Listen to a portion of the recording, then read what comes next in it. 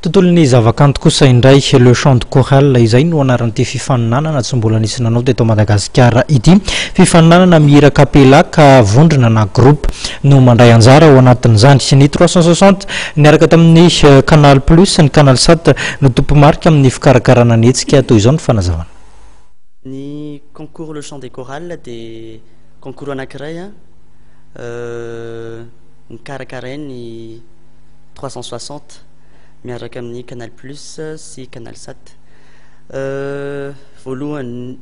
izahay tamin'ity taon'ity no karakara fifaninanankira voalohany ho atao eto Madagasikara zany satria atsona daholo ireo mana-talenta vahoaka malagasy manan-talenta ireo amboara-peo any am-piangonana eny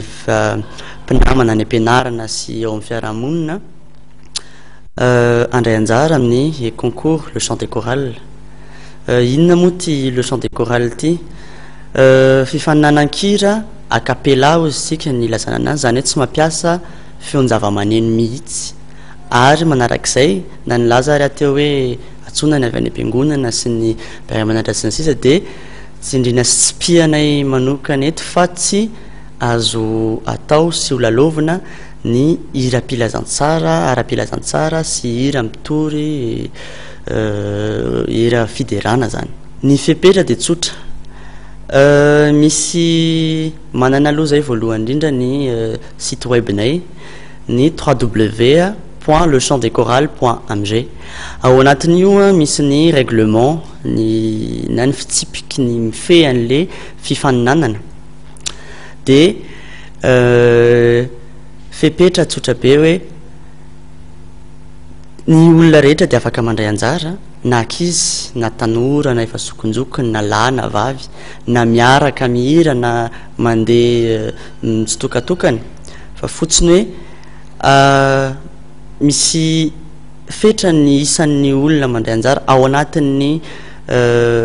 vondrona anankiray satria olona telo raha kely indrindra ary roapolo raha be indrindra no mandray anjara amin'io fifaninanankira io. Roapolo ihany no isan'ireo mpifaninana ho voafantona eraky Madagasikara ary io an'ireo zay avy any amin'ny faritra de izahay no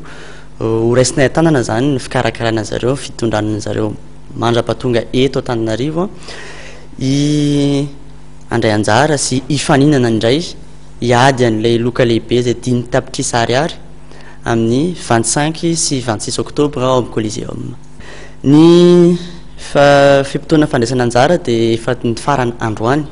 maro nefa ireo olona avy any amin'ny faritra avy Antananarivo maro nareo nangetaeta fanemorana de namaly an'izay etaetanareo zay zahay ka nanomboka omaly zay de efa nampandresy nampilaza tamin'ny haino aman-jery tamin'ny gazety hoe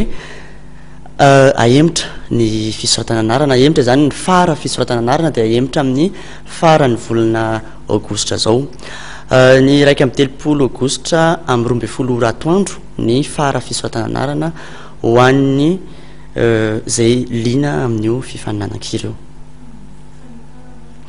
Ya manentana antsika rehetrarehetra any amin'ny faritra indrindra satria ny Antananarivo efa maro anareo no voarainay ny fisoratanareo anarana de manentana anareo avy any amin'ny faritra andray anjara satria tsy misy sandany ny fisoratana anarana fa maimaimpona